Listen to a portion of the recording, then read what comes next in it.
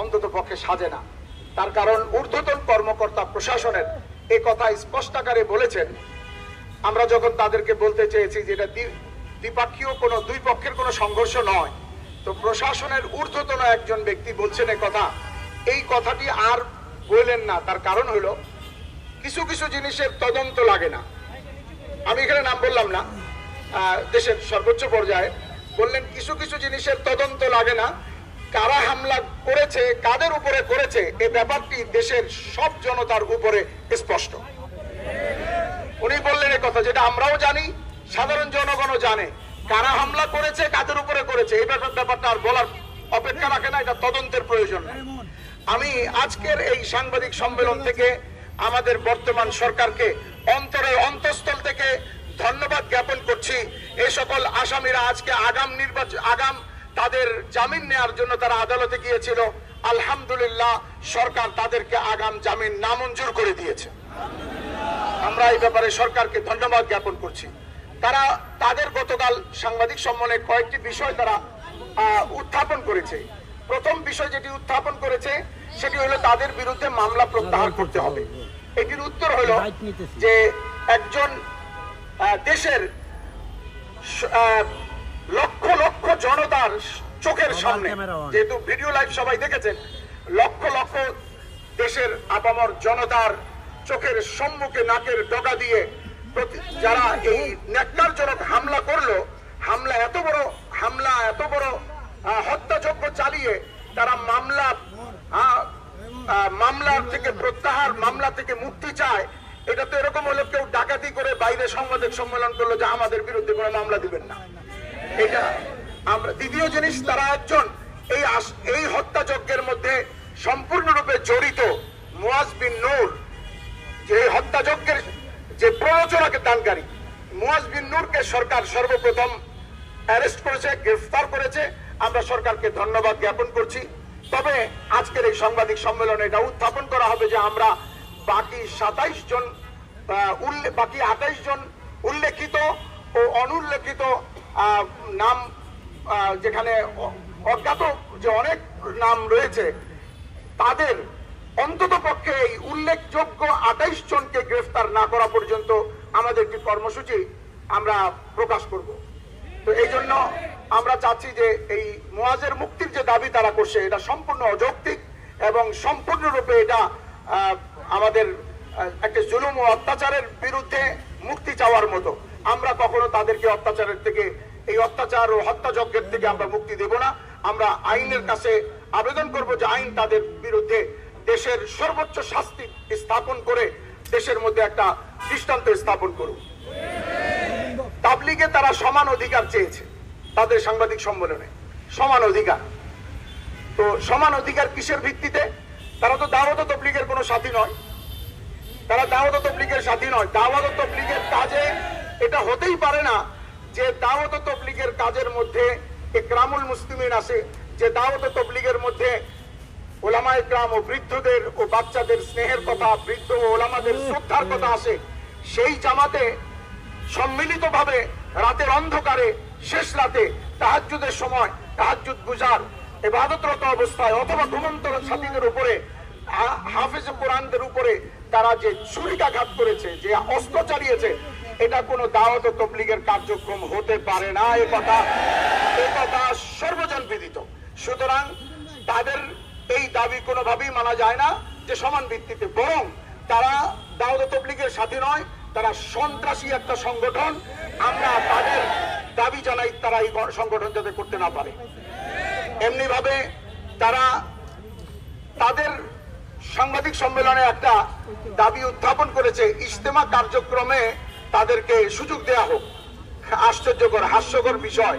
তাদেরকে আমরা জিজ্ঞাসা করতে চাই, ইতিপূর্বে যে ইজতেমাগুলো হয়েছে 2017 আমাদের বিভক্তির পর থেকে, তাদেরকে আমরা জিজ্ঞাসা করতে চাই যে আপনারা ইতিপূর্বে কোন ইজতেমার কাজে কি অংশগ্রহণ করেছিলেন? কখনোই করেননি। ইজতেমার কার্যক্রম তো আমরা করেছি। হঠাৎ করে আপনাদের এই ইজতেমা কার্যক্রম বাস গাড়ার আর খুঁটি গাড়ার স্বপ্ন আর স্বাদ জাগলো কেন? নিশ্চয়ই আবার হামলা করার পায়তারা করছে। সুতরাং আপনাদেরকে সে সুযোগ ইনশাআল্লাহ সরকার দেবে না। তারা বলতেছে তাদের উপরে জুলুম নির্যাতন হয়েছে। আমরা তাদেরকে বলতে চাই, কোথায় জুলুম হয়েছে? কোথাও জুলুম হয় নাই। হ্যাঁ, তবে বিচ্ছিন্ন কোনো ঘটনা যদি ঘটে থাকে সেটা ভিন্ন ব্যাপার। কোন এলাকায় কোনো ব্যক্তির বিরুদ্ধে ছিল, সেই সুযোগ নিছে, সেটা ভিন্ন কথা। আমাদের শুরাই নিজামের পক্ষ থেকে তাদের উপরে কোনো কার্যক্রম বা কোনো রকমের কোনো হস্তক্ষেপ করা হয়নি, বরং তারা আমাদেরকে গালমন্দ করে যাচ্ছেন, আমাদের ওলামাদেরকে গালমন্দ করে যাচ্ছে, তাদেরকে হেফাজতি বলে, বিভিন্ন কথা বলে, তৃতীয় পক্ষ বলে। আরে তৃতীয় পক্ষ কিসের? এটা শরীয়তের বিষয়, আর শরীয়তের বিষয়ে ওলামা ইকরাম সকলে একমত, এবং তাদেরই শরীয়তের ব্যাপারে তারা হলো বাড়িওয়ালা। তবলিগের সূত্রে তো তারা আসে নাই, তারা আসছে তবলিগের মধ্যে যারা শরীয়ত বিরোধী কার্যক্রম করছে তাদের হস্তক্ষেপ বন্ধ করার জন্য বলছে শুধুমাত্র। আর যদি আপনারা ধরেন কোনো একটি বাড়িতে ভাড়াটিয়ারা আপোষে আপোষে খুব ভালো ভালো ছিল, খাওয়া দাওয়া করে, আমোদ ফুর্তি করে, আর বাসা ভাড়া দিতে হয় না, বিল্ডিং ভাঙাচুরাও করে ফেলতেছে। হঠাৎ করে বাড়িওয়ালা এসে বলল যে আরে ভাই, আপনারা কি করতেছেন? আমার বিল্ডিং এর রং নষ্ট করতেছেন কেন? বিল্ডিং ভাঙতেছেন কেন? আমি আপনাদের কাছে ভাড়া নেইনি, এটা ভিন্ন কথা, আমি অনুগ্রহ করেছি। ভাড়াটিয়ারা বলে আরে এই লোক কোথেকে আসলো? আমরা তো ভাড়াটিয়ারা খুব আনন্দেই ছিলাম, এই লোকটা এসে তো আমাদের আনন্দ নষ্ট করে দিচ্ছে। এরা যদি বলে যে তৃতীয় পক্ষ, আরে বেটা বেউকুফ কোথাকার, তৃতীয় পক্ষ কোথায়? এ তো প্রথম পক্ষ। শুরাই নিজাম তৃতীয় পক্ষ, তোমরা তৃতীয় পক্ষ। তার কারণ হলো দাওয়াত ও তাবলীগের মধ্যে শরীয়তের ব্যাপার যেগুলি রয়েছে, এটার হ্যান্ডেল করার দায়িত্ব হযরতে আহলে ইলম, উলামা ইকরাম, উলামা মাশায়েখ, সেটাই তারা করছেন। তারা তো তাবলীগের কোনো বিষয় বলেন নাই যে তাবলীগ করতে পারবো কি পারবো না। তারা দেখছেন অনাধিকার চর্চা, শরীয়ত বিরোধী কাজ যারা করেছে তাদেরকে নিষেধ করেছে। তারা আরেকটি উত্থাপন করছে তাদের সাংবাদিক সম্মেলনে যে মাদ্রাসার ছাত্র ব্যবহার করা থেকে বিরত থাকুন। আমি তাদেরকে বলতে চাই, আমাদের নিহত সাথীদের মধ্যে কে মাদ্রাসার ছাত্র? না তাজুল ইসলাম মাদ্রাসার ছাত্র, না আমিনুল ইসলাম বাচ্চু মাদ্রাসার ছাত্র। আমাদের ঢাকা মেডিকেল সহ সকল হসপিটালে গিয়ে আহতদেরকে দেখেন, এরা সকলেই দাওয়াত ও তাবলীগের শুরাই নিজামের সাথী, এরা মাদ্রাসার ছাত্র নয়। তাহলে এই প্রশ্নটা আসে কেন? এটা তারা আমাদের উপর একটা তকমা লাগিয়ে আমাদেরকে কাবু করার একটা ষড়যন্ত্র করেছে যে মাদ্রাসার ছাত্ররা বা মাদ্রাসার ছাত্রদেরকে ব্যবহার করে এটা করা হয়। এই কাজটা করার এই ঘৃণ্য প্রয়াস তারা চালাইছে একটা জিনিস দিয়ে, সেটা হলো টঙ্গীর ময়দানে একটি মাদ্রাসা আছে, এটা আপনারা জানেন।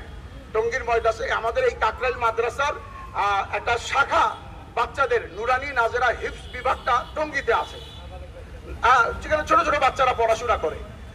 তাদেরকে তারা ফুটেজ করে ভিডিওতে দেখায়, দেখেন এই বাচ্চাদেরকে নিয়ে আসছে মারার জন্য। আরে ওরা তো ওইখানে ময়দানে থাকে, ওরা তো ময়দানে পড়াশোনা করে। ওয়াসিফ সাহেবকে জিজ্ঞাসা করা হয়েছে এই মাদ্রাসা সম্পর্কে, তা ওয়াসিফ সাহেব সম্পূর্ণ অস্বীকার করে বলছেন প্রশাসনের কাছে যে ওখানে তো কোনো মাদ্রাসাই নাই, মানে সে সম্পূর্ণ অস্বীকার করছে।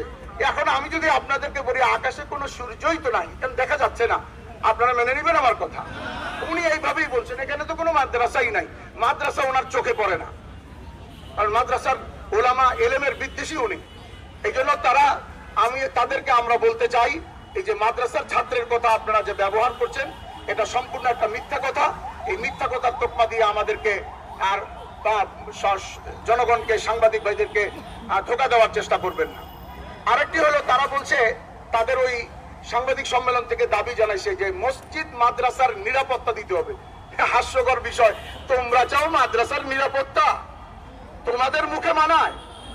তোমাদের মুখে মানায় না। ইজতেমার মুখে দাওয়াত ও তাবলীগের সাথীদেরকে ছুরি দিয়ে তাদের পেট ফেলে ঘুড়ি বের করে আর আঘাত করে মাথা ফাটিয়ে তোমরা চাচ্ছ নিরাপত্তা? হ্যাঁ, তবে এক দৃষ্টিভঙ্গিতে তাদের এই দাবিটা আমি যুক্তিযুক্ত বলে মনে করি। সে দাবিটা কি? যে হ্যাঁ, যারা হামলা করেছে, যারা মারপিট করেছে, রক্তাক্ত করেছে, তাদের থেকে নিরাপত্তা তো দরকার। সেই আলোকে আমরা আজকের এই সাংবাদিক সম্মেলনে আমাদের দাবি সরকারের কাছে জানাবো যে যারা এই হামলা করেছে, আপনারা আপনাদের সর্বোচ্চ পর্যায়ের তদন্ত দিয়ে প্রমাণিত করে তাদেরকে দাওয়াত ও তাবলীগের একটা বিশেষ ময়দান, টঙ্গীর ময়দান ও দাওয়াত ও তাবলীগের এই মার্কাজ, কাকরাইল মার্কাজ, উভয় জায়গা থেকে তাদেরকে আপনারা সম্পূর্ণরূপে বিতাড়িত করে সরকারিভাবে এই সংগঠন আর সরকারিভাবে এই হামলা ও সন্ত্রাসীদেরকে নিষিদ্ধ করা হোক। আমরা এই দাবিগুলি তাদের থেকে জানাচ্ছি। এখানে আরো কয়েকটি তারা বিভিন্ন